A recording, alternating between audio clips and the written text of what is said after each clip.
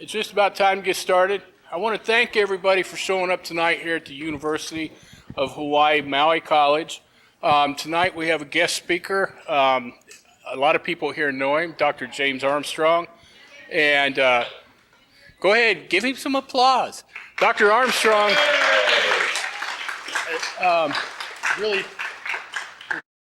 Dr. Armstrong works for the IFA, and he does a lot of work with the High Star program here on Maui.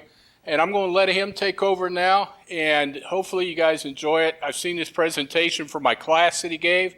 It's a good presentation. Thank you, James. All right, well, thank you. Let's give a round of applause for Dr. Larry Harrison. He's here so that we can use the room tonight, so we really appreciate that, and thank you to Maui College for hosting us. So this is Armstrong's Guide to the Universe, with pictures from Las Cumbres Observatory Global Telescope Network. This is sort of a little bit of a travel slideshow of some of the cool things in the universe. And we're including some pictures that were taken by students over at Wailuku Elementary and should be kind of fun. So, yes, the students at Wailuku Elementary are doing some amazing things. Okay. First thing, space is big. Really big. You just won't believe how vastly, hugely, mind-bogglingly big it is. I mean, you may think it's a long way down the road to the chemist, but that's just peanuts compared to space. So from Hitchhiker's Guide to the Galaxy, one of my friends who works for, who is a researcher out at JPL, she can rattle this off just like that. It's a really amazing. But that's one of the first things I want to say is that space really is big. Imagine how far the sun is.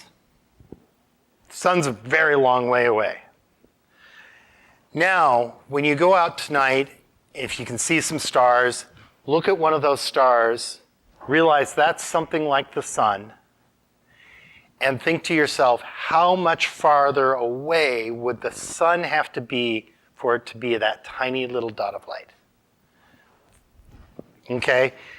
Even then, you know, when I first started thinking about that, I was blown away, and then I realized I'm still not getting just how big space is. So, but as you look up in the night sky, or as you look up in the sky, probably the most obvious thing is the sun. If the sun is not the most obvious thing in the sky and it's daytime, something is going on, and maybe you should worry.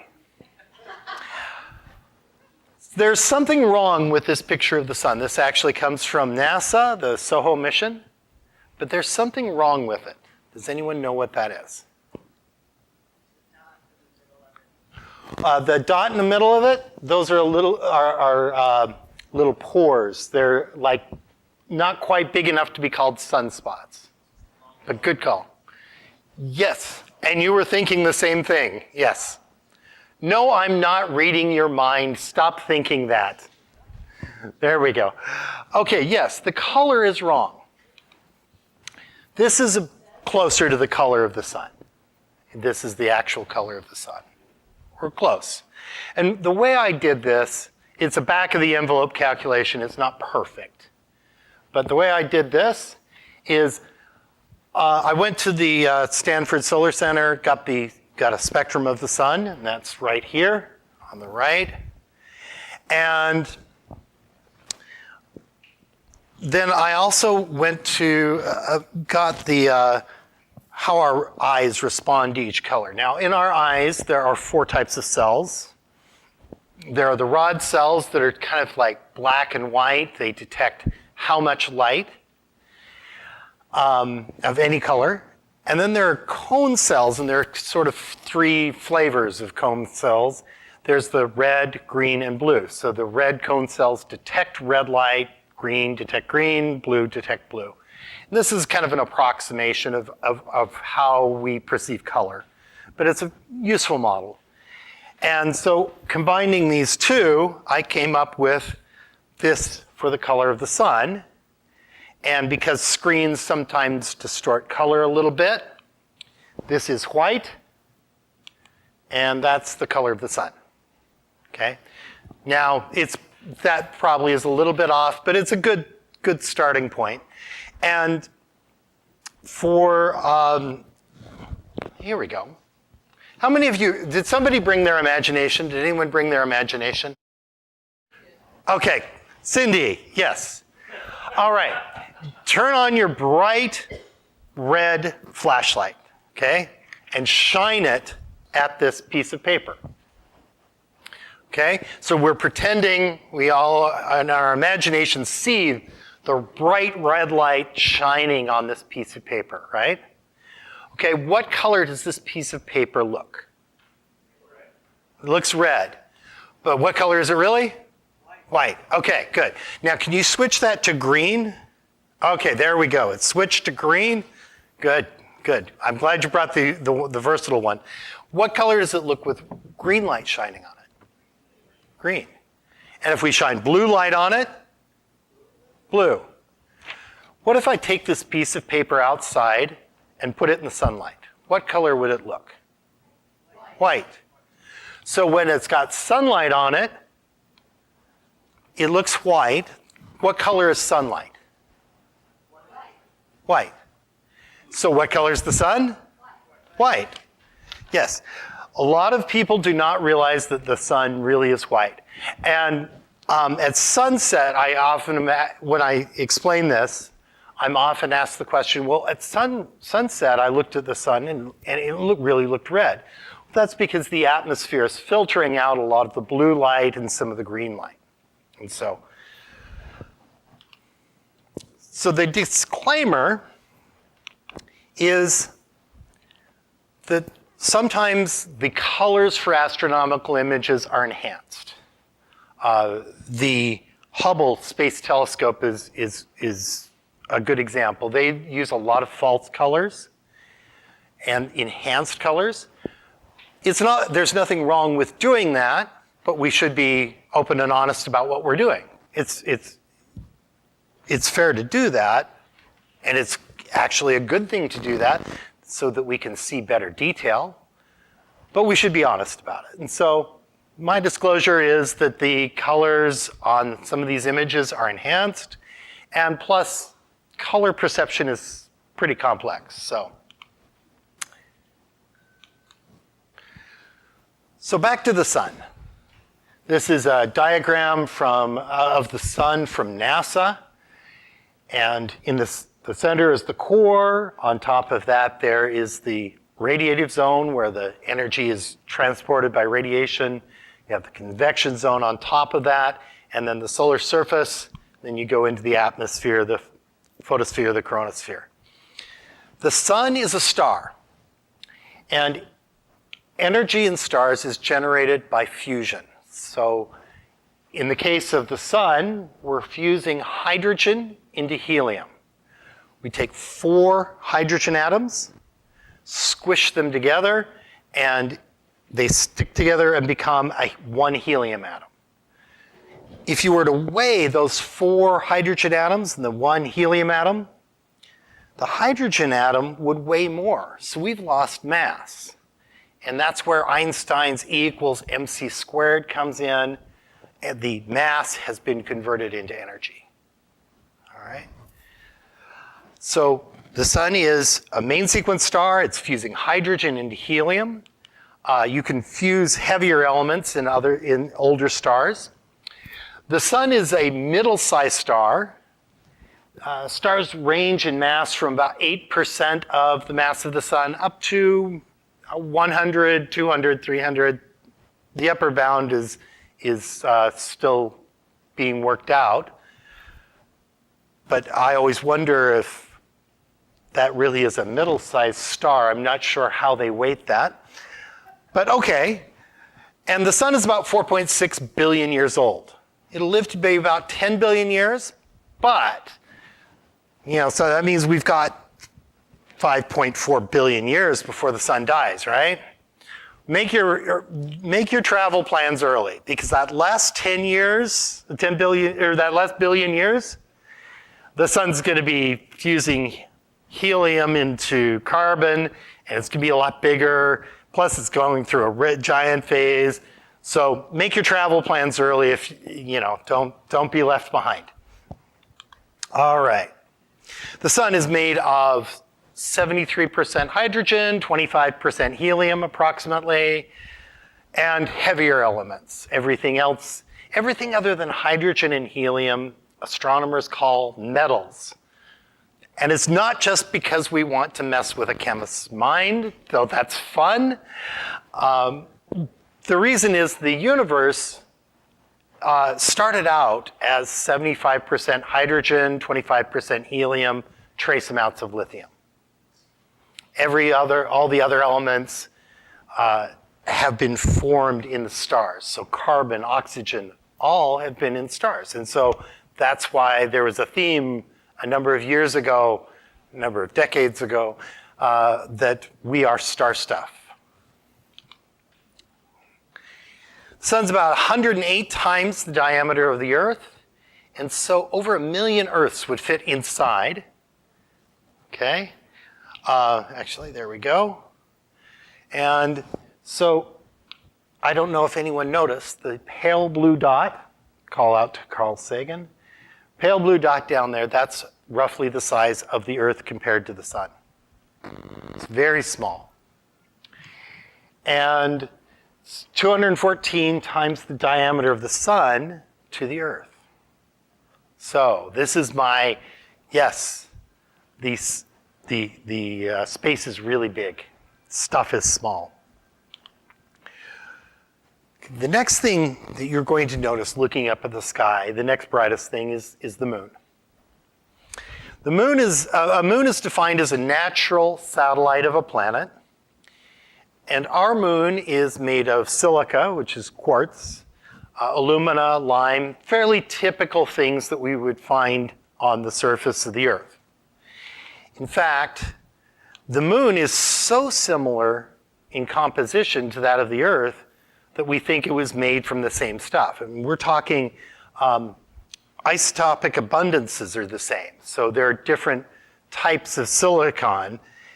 You can add a neutron to the nucleus of a silicon atom, and it doesn't change its chemical properties. It still reacts with other things like its silicon. It's just a little bit heavier. And these isotopic abundances for the moon are the same as the Earth.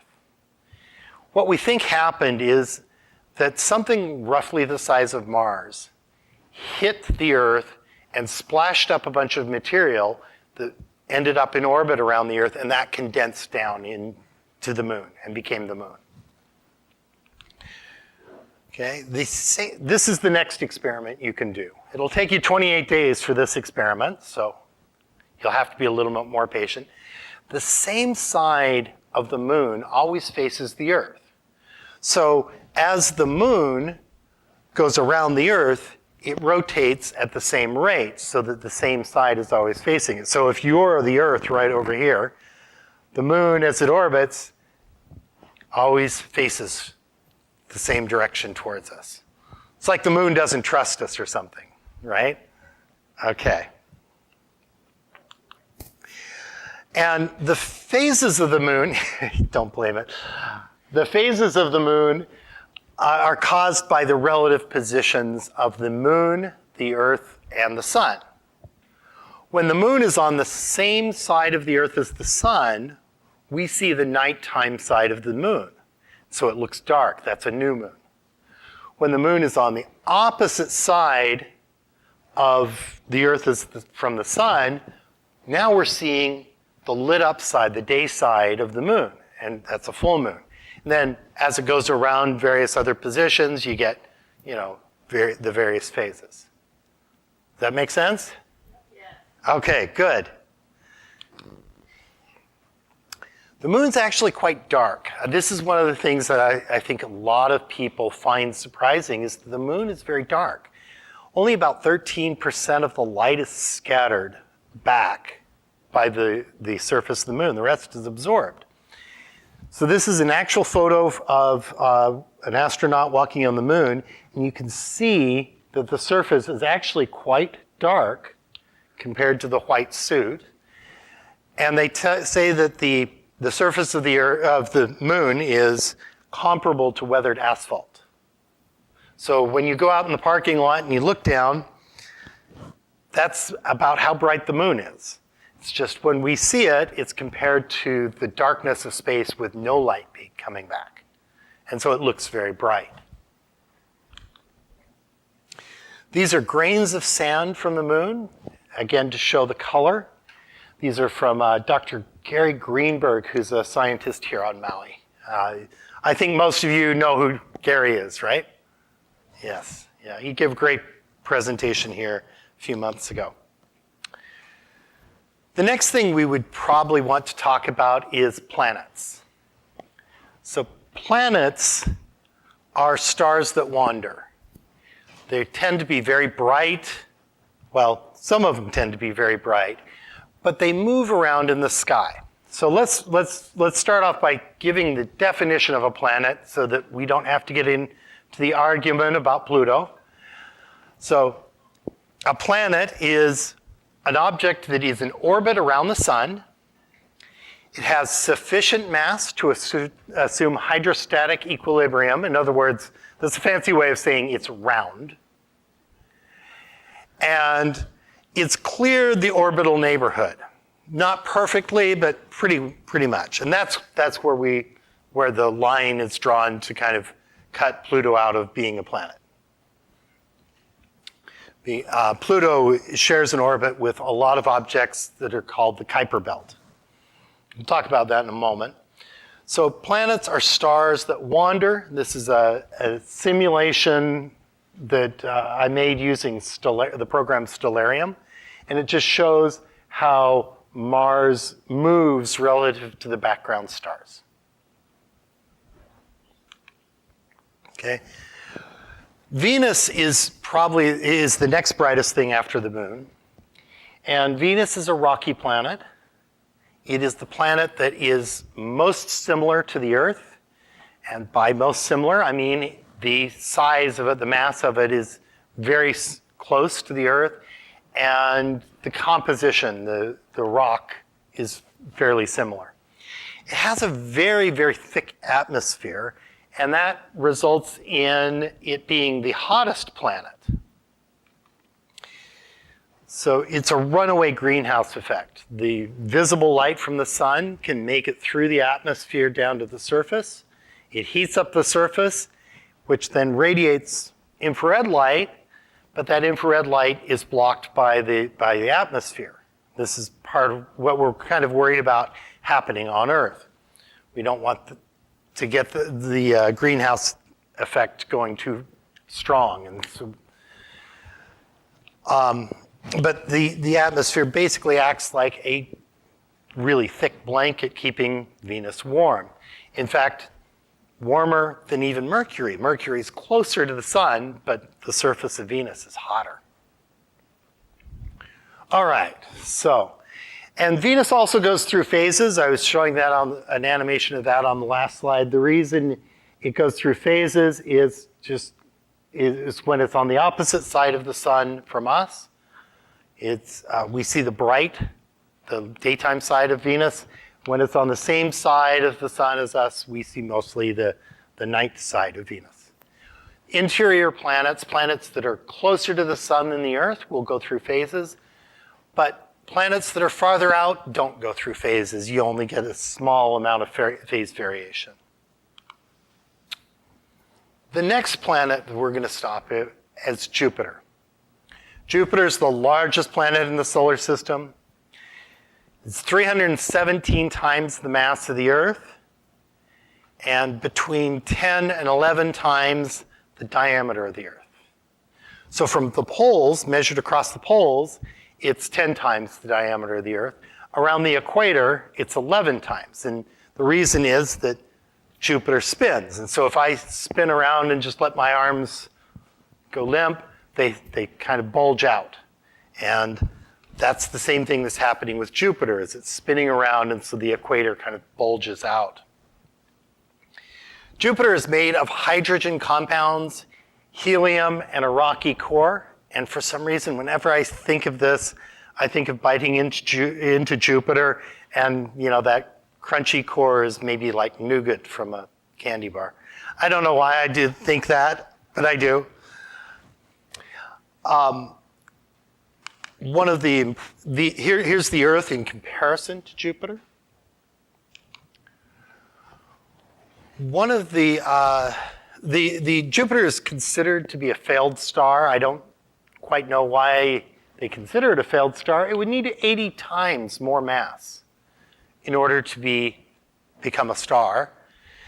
It's about 5 times as far away from the sun as the Earth. Now, what fraction of light, what would daylight look like on Jupiter?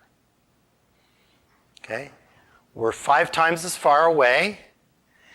And when you double the distance, you get 1/4 the light, because it's what's called a 1/r squared law. So doubled the distance is 1/4 the light. Tripled the distance is 1/9 of the light. So this is about 4%. It gets about 4% of the light from the sun, because the light gets spread out over a much larger area.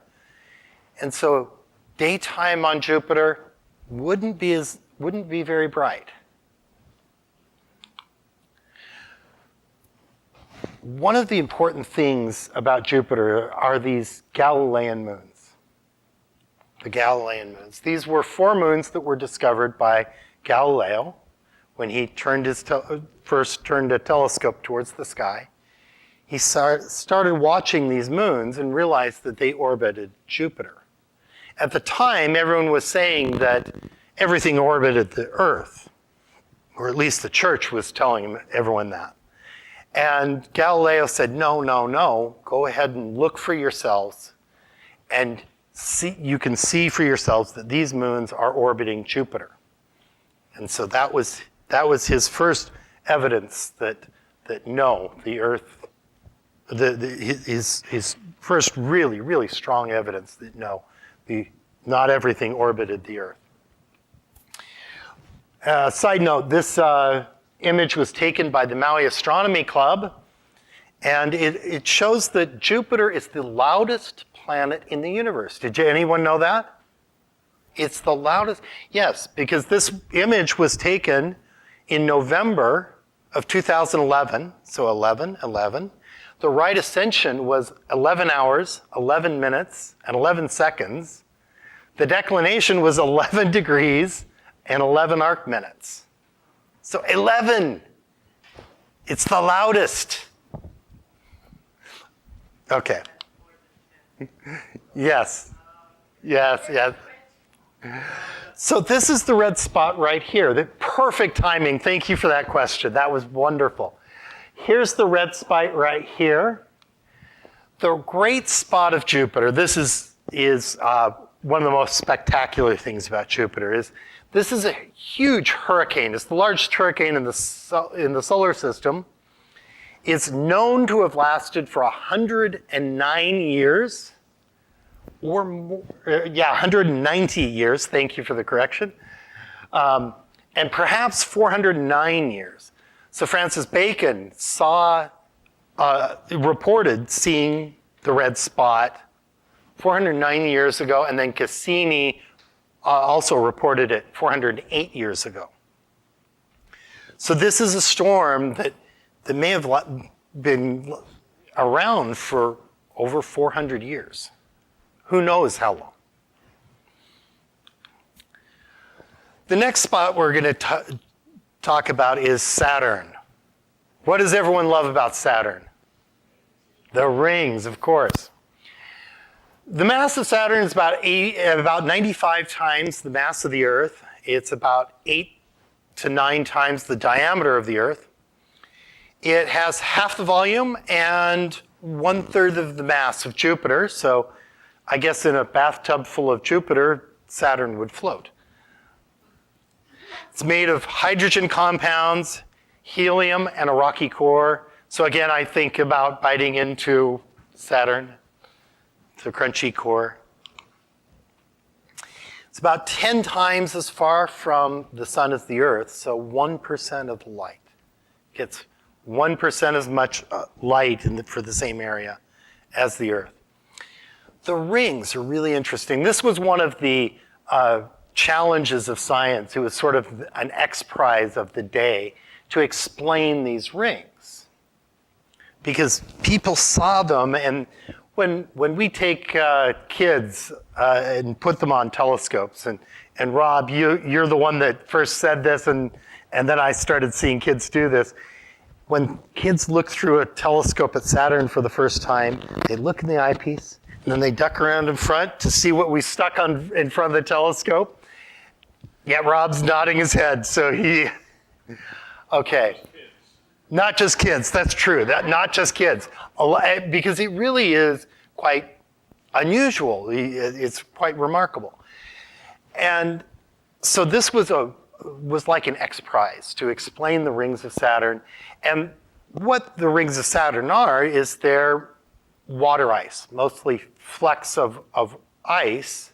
And it's so cold that they're almost more like dust. They also have carbon and what are called tholin compounds. These are sort of like tarry substances, kind of with a brownish color, giving the ring some of their color. So let's go through the solar system that we've seen so far. The inner solar system on the left here, there's Mercury, that's the closest to the sun, Venus, Earth, Mars, and then we're going to stop and go back to this asteroid belt. Between Mars and Jupiter, there's a bunch of rocks that are orbiting. After Jupiter, we have to zoom out to start seeing the rest of the universe, or to the solar system. And we look at how small the inner solar system is compared to the outer solar system. So here's Saturn, Uranus, Neptune, and Pluto.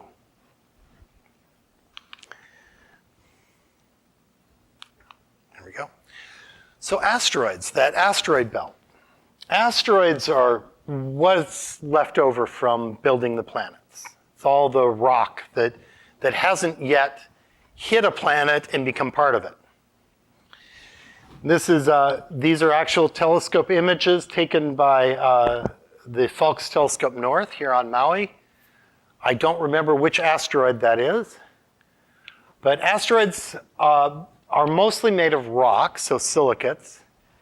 About 7% of them are made of iron, and they all tend to have ice.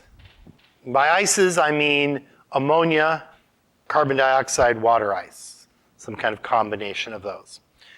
We refer to them as snowy dirt balls. That's the easy way to remember it. And then comets are another related thing. So starting at about Pluto's orbit, there's a belt of objects that are basically icebergs. And that's where comets come from. So comets, they're leftover ices from the formation of the planets. That when you get closer to the sun than about Jupiter, ices start to melt, but it's a vacuum, so they don't melt, they just become a gas. They sublime. And comets are made mostly of ice, so water, ammonia, and carbon dioxide ice. We call them dirty snowballs. So the way to think about a comet is if you've got your shave ice, and you're out on the beach, and you accidentally drop your shave ice in somebody's old fire pit, that's a comet. Okay, it's got bits of rock and dust and sand. It's got some organic compounds, the syrup, and a bunch of ice. When they come close to the sun, they evaporate, and that's what you're seeing here. Is mostly this tail is dust and gas from an evaporating chunk of ice. So asteroids are snowy dirt balls, and comets are dirty snowballs. Okay, easy to remember. And they come in, so since comets evaporate, we realize there has to be a source for them. Because they would have evaporated in the age of the solar system by now. And where we think they come from is the Kuiper belt and the Oort cloud. So so here's the solar system, and there's this belt of icebergs, and we've seen many of them.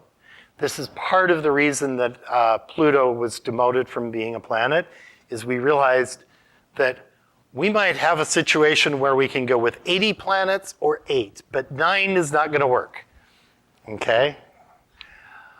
But we've started seeing a lot of those were discovered actually from Mauna Kea using the 88-inch telescope. And then the Oort cloud is still theoretical. We can't see these. The objects are so far away that the light from the sun that gets to them is very faint. And then that light comes back to us and it gets even fainter. And so it's very difficult to detect these objects. So our solar system is about 27,000 light years from the center of the Milky Way. And so if this galaxy here, and we'll give a shout out to Kaimana over at Wailuku Elementary for this. So here's the solar system might be here in our galaxy. The galaxy, our Milky Way galaxy, is about 100,000 light years side to side. We'll see that in a moment. And there are a lot of stars. So stars are objects like our own sun. Like I said, they range in mass from about 8% of the mass of the sun to 100, 200, 300. The more massive stars, well, they're bigger, and that's not a surprise. But what I mean by bigger is the physical size is larger, and they're bluer, which means they're hotter. Yes, much bigger. And so they're bigger, they're bluer, they're hotter, they live shorter lives. The bigger the star, the shorter the life. They're generally formed, they're formed from huge clouds of gas that are compressed a little bit, and then they start, then the clumps start to form, and the cloud breaks apart. But they're made of generally about 75% hydrogen, 25% helium. Are you seeing a theme here? Yes, that's what the universe is made of. Anything else came from stars, and so had to be processed in stars. All right. Globular clusters. So we have clusters of stars that are formed, that are born together. Globular clusters are a little different. These are, what we see is these are very tightly packed clusters of stars. And there can be as many as 1 million stars in a cluster like this. They are very old. They tend to have ages of something like 10 billion years, 13 billion years in one case, a globular cluster in Tucan. They're metal poor stars. Well, they were formed so long ago that no other elements had been formed. They're believed to be the remnants of galaxies that were cannibalized by the Milky Way. In other words, a small galaxy was passing close to the Milky Way, orbiting around the Milky Way, and the Milky Way pulled off the disk of stars, the outer stars. And so probably, and we're finding this, there are very often supermassive black holes in the center of these globular clusters. The way we know the age of those globular clusters and the ages of other clusters of stars is we assume that they're all formed at the same time. And then we make models, computer models of stars to predict how they behave. The biggest, brightest stars, the bluest stars, those live very short lives. This is what's called a color diagram of Messier 68. That is a globular cluster. And so left and right is the color. On the left, it's blue. On the right, it's red. Up and down is how bright the star is. And so if we measure each star and we put a dot for the star, we find this interesting pattern of where the stars can be. So let's think about this for a minute. Let me see if you're following. To the bottom right, those are very faint stars, so they're going to have to probably be small, and they're red. What would we call those small red stars? Red dwarfs, right. Where would we find blue giants? Yes. There's blue giants and there's red giants. We'll do both of them. How about that? Okay, so where do we find blue giants on this? To the left, right. And they're giants, so there's a lot of area to emit light. They're very bright, so it would be to the top left, somewhere in here. And your red giants, those are big stars, right? And so they're going to be pretty bright? Okay, yes. And are they going to be to the right, which is red, or to the blue, which is left? To the right, which is, yes. So it's going to be a red giants are right up here. What this graph shows is that color is related to brightness. We already kind of knew that. But also, we can see the age of the cluster from this diagram. We know that blue stars, the big, massive blue stars, die fastest. So what we can do is we can look at the star that is the most massive, that's still alive, and say, well, that's the age of the cluster. Because if it were any younger, there would probably be a larger star that's still alive. If it were any older, that star that we're looking at would have died. Make sense? Okay, so that's how scientists actually determine the ages of clusters of stars. So let's look at our map here. Okay, and we'll give Kaimana and Captain a quick shout out.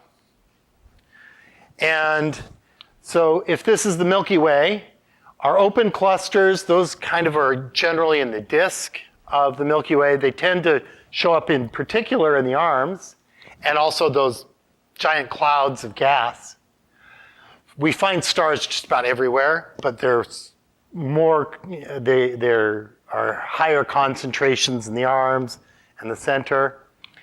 And these globular clusters, they orbit on the outside of the galaxy. They orbit in the halo.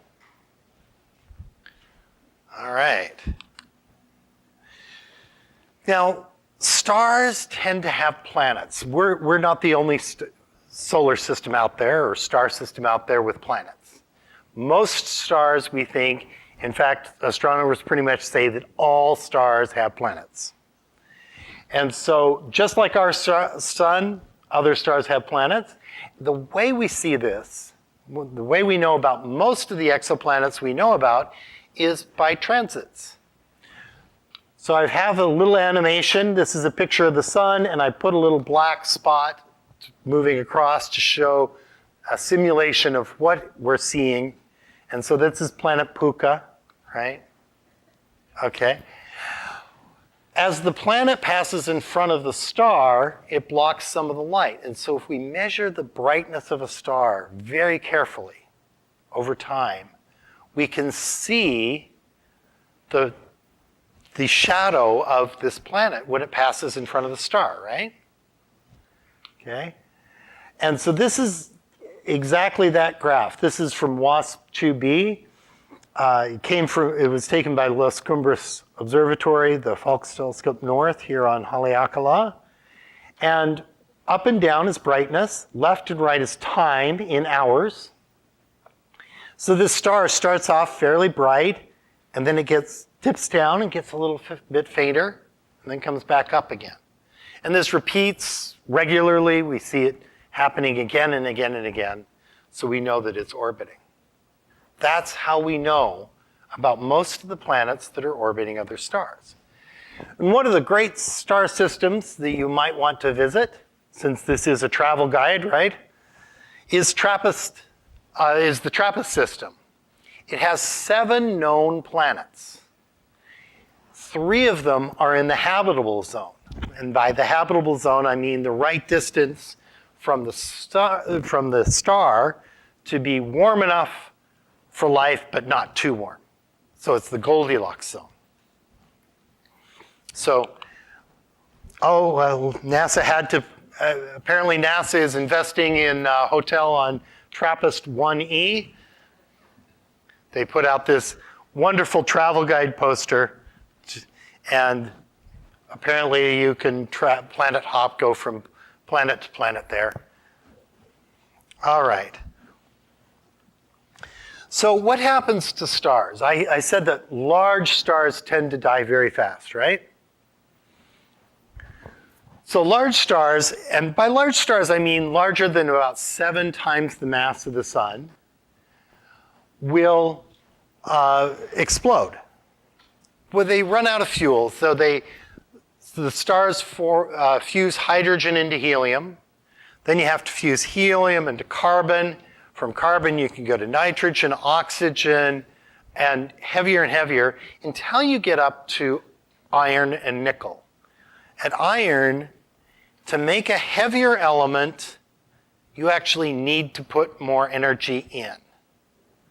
So it absorbs energy to form heavier elements. That's not a good way to keep the star going. Once you form iron in the core of the star, there's nothing it can do. It just runs out of fuel. All the energy that's been holding the star up suddenly turns off. The star collapses from the inside out, so the middle of the star collapses faster than the upper layers, and the upper layers end up in free fall. They fall in, and then they kind of hit and rebound, and it explodes as a supernova. This is the Crab Nebula. It was taken by Kamehameha Schools of Maui, some students over there. This was a supernova that was actually observed in 1054. Am I remembering right? Thank you, John. 1054, Chinese astronomers saw this new star in the sky. And they wrote it down. That's a very important thing to do in science. Write things down and share it. So they saw this new star, and then nowadays we look at this and we see this expanding cloud of gas that is the remnant of a star that exploded. And somewhere in the middle is a little stellar remnant. Okay. Low mass stars like our sun do things a little differently.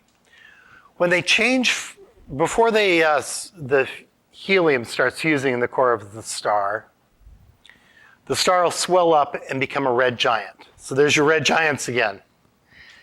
When it's a red giant, you really like red giants, don't you? Yes, okay, we should do observations of red giant with you. The upper layers of this red giant, so when the sun becomes a red giant, it will swell up, and the diameter will be so large that Mercury will be inside of the sun, the first red giant stage. So the gravity is a little bit weaker at that surface, in fact, a lot weaker, and it's still very hot. The upper layers boil off. And it forms this big bubble of gas around the star. By the time the sun has gone through its second red giant phase, in the second red giant phase, the Earth will be skimming the surface of the sun. So again, make your travel plans early. This huge bubble develops from the red giant phases, and then what's left, which is only about half the mass of the original sun, it'll shrink down into what's called a white dwarf. And that white dwarf is it has a radius of about 1.3 times the radius of the Earth. Very small, very compact, very, very hot. And so you can see the white dwarf right here in the middle of that star. I keep trying to tell people these are zombie stars because it's a dead star, but it's still glowing. Yeah, you see that? Yeah, it's not catching on though. I don't know why. This is another planetary nebula. Here's the white dwarf, I believe, is that star right there in the middle. You'll find the remnants of stars all around the disk. That's where you generally find those. The planetary nebulas, the star-forming regions, the open clusters tend to be in the disk of the Milky Way. Maybe can I ask a question? Yes, please do. Pretty colored pictures of the nebulae that you just showed us. Mm-hmm. And you said that they probably added false colors to them. Now, are those indicating distance of those parts of it from us? Or what do the colors do for those pictures? Okay, so for the virtual audience, the question is that I just showed these beautiful color images of planetary nebula, and I said that sometimes we use false colors or enhanced colors, and so the question is, what do the colors mean in this case, if they mean distance? These are actual red, green, blue colors. So these are actually the real colors, but the saturation is probably bumped up a little bit. If you have very, very, very sensitive eyes and a really big telescope, you would see the colors probably fairly similar to that, but they wouldn't be quite as vivid. That would be. So the colors are different elements or something? Yeah, the colors in this are from different elements. The red, I believe, is from hydrogen. The green tends to be oxygen. What happens is there are spectral lines. There are the atoms of various elements have preferred energy levels. And the electrons orbit a certain distance from the center, and so can transfer between only two specific orbits. Watch me as I try to explain quantum mechanics in 1 minute or less. But there are specific colors of light that are emitted and absorbed by various elements. And so that's what gives them the colors, those spectral lines, the transitions that those elements, the colors of light those elements really like.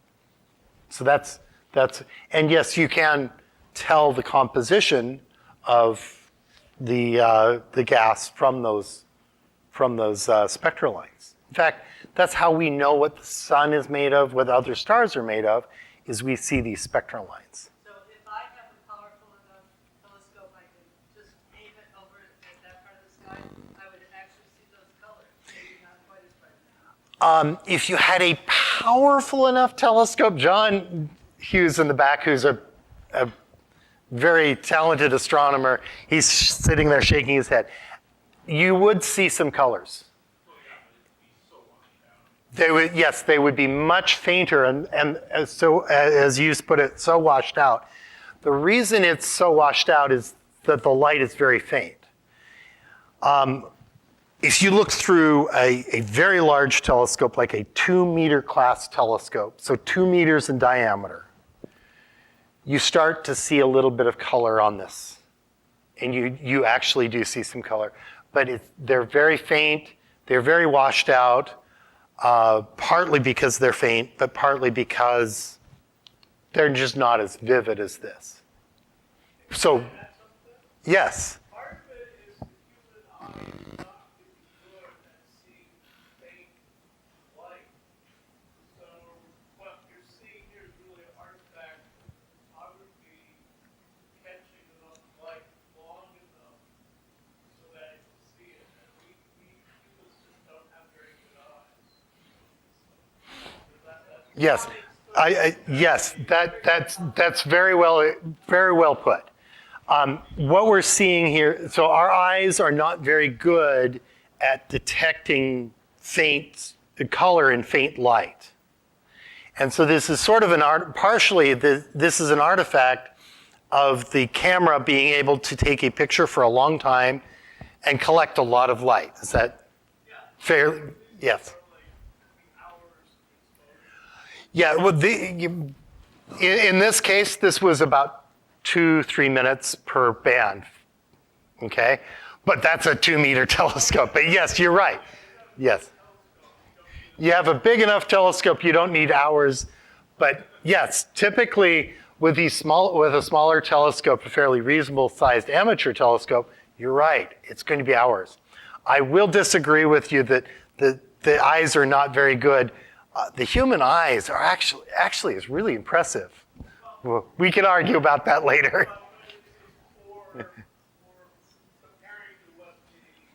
Yes. Yes, so this is a better instrument than the eye, than the human eye for this type of thing. Yes, we'll agree with that. All right. Yeah. Eyes always see kind of very particular spectrums, and we kind of fill things out ourselves. So it's human vision is really kind of weird. It's very complicated, and there's a lot of natural artificial intelligence enhancement. Yes, there's a lot of processing in your brain of colors that you don't realize, and see if this is what you're thinking of. If you look at a friend of mine was saying he was looking at a tree, and somebody said, "What color is that tree?" And he said, "Oh, it's green." And his friend said, "Well, look at it more carefully." And he realized that it actually had a lot of purples to it because it was near a jacaranda that was blooming. And so a lot of purple light was shining off the tree, but he perceived it as green partly because his brain knew that it was supposed to be green. All right, well, we'll finish this and we can wrap this conversation up in discussion afterwards. Thank you. All right. So, okay, that's where we find our planetary nebula, star-forming regions, open clusters. And the Milky Way. And Rob Rakowski took this picture from up on the summit of Haleakala a number of years ago. The Milky Way is our galaxy. It's our island of stars. It's 100,000 light years across, and there are between 1 and 400 billion stars in the Milky Way. So I'll say that it's 200 billion. And it's what's referred to as a barred-type spiral galaxy. So that spiral galaxy that we just were looking at, the center would sort of be a bar instead of a dot, instead of a round circle. And for comparison, this is the Cigar Galaxy, Messier 82, I believe. And I always like to put these two pictures together because they strike me as being fairly similar. You see some of the dust lanes and the darker regions, and even some of the colors seem fairly similar to me. Okay? But again, color perception, very complicated. Galaxies are these islands of stars. They contain stars, dust, and gas. At the center, there is a supermassive black hole. And they're held together by their gravity, but it's mostly the gravity of the stars and dust and gas.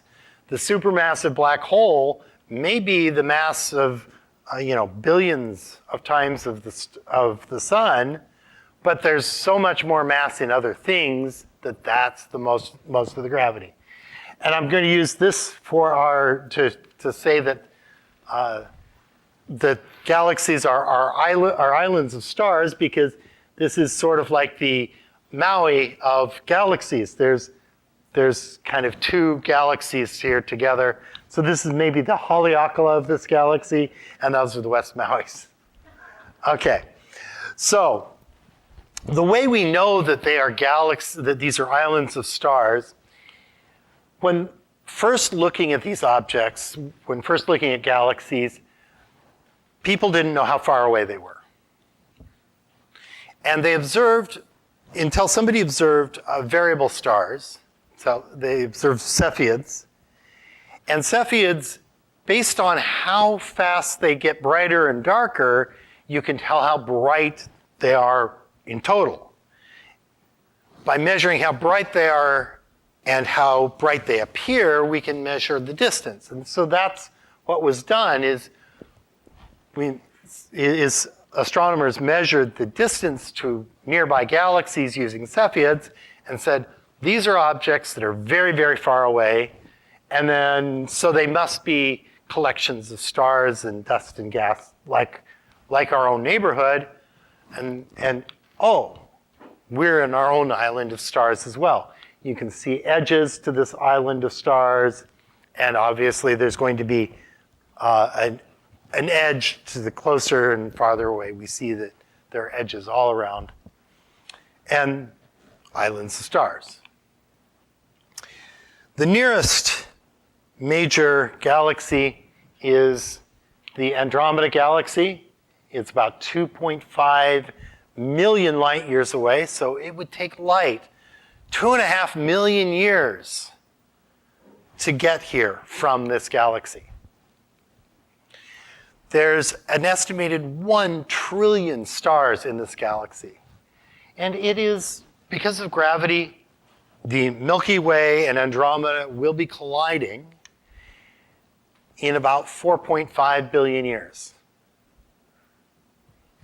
Don't worry about that. You don't need to make travel plans over the collision because most of the stars will miss each other. It'll just be a very spectacular sight in the night sky. Sun has another billion years beyond this, but it's gone through its first red giant phase about that time. So probably you want to be away from the sun, but you don't have to leave the Milky Way entirely. Right. All right. And the other thing about the Andromeda galaxy is the farthest thing away that you can see with the unaided eye. One of the questions astronomers often get asked is, well, how far can you see with this telescope? And so you can always start off by saying, well, I can see something 2.5 million light years away, and that's not even with the telescope. All right. Topped out at 17 billion.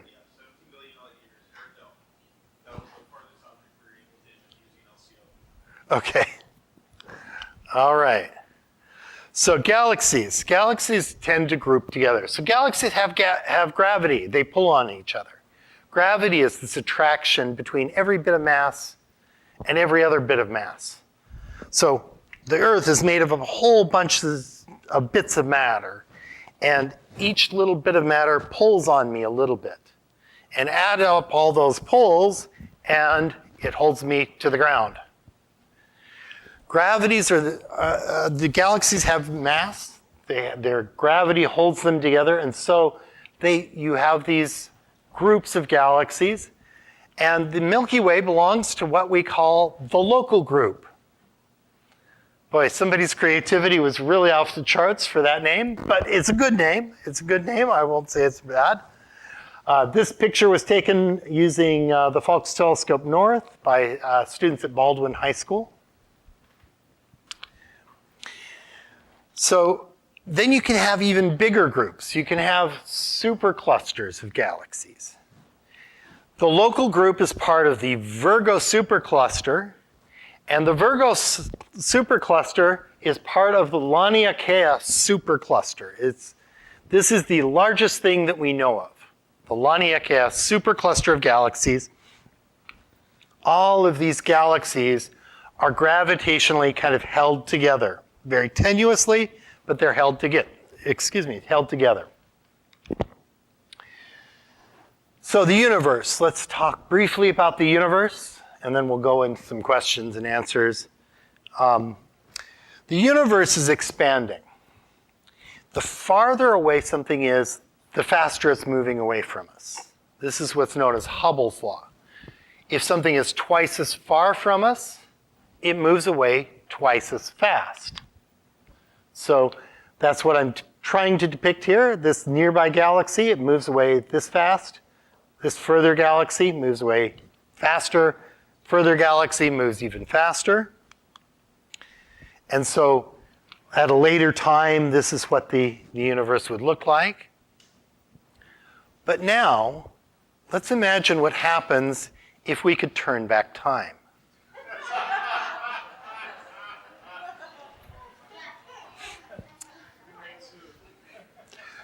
The galaxies would seem to be moving together, and at some point in the past, they would look like they all arrived at the same point at the same time.